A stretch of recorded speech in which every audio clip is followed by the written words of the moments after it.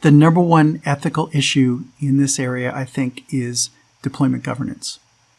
Who decides it's time to deploy an autonomous vehicle based on what? And how transparent is that? There's plenty of pressure for aggressive deployments. You may not know whether you're safe enough. You may believe in your heart you're safe, but there's no data to back it up, so you're not really sure. And you may deploy anyway, because your investors and other business stakeholders are putting pressure on you to deploy, potentially pressuring you with the threat that your company goes away if you don't deploy right now. And it's very hard to resist that kind of pressure. There's probably missing independent technical oversight. In most companies, the team knows what's going on and no one else does. So where's the check and balance? How do you know whether you're deploying based on wishful thinking or an objective view that, yeah, you have safety taken care of?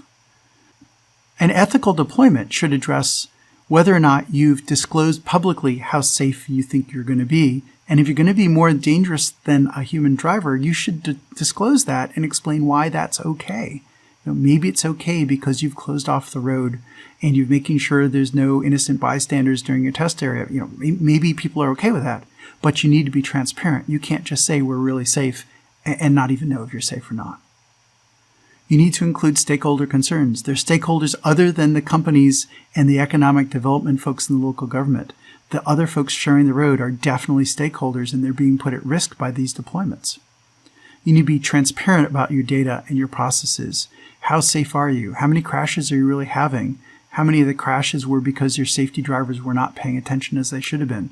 Those numbers might be embarrassing, but to do anything less than be transparent is not being open with the stakeholders about safety. You need to be accountable for any losses. It should be straightforward for anyone harmed by the technology to get appropriate compensation.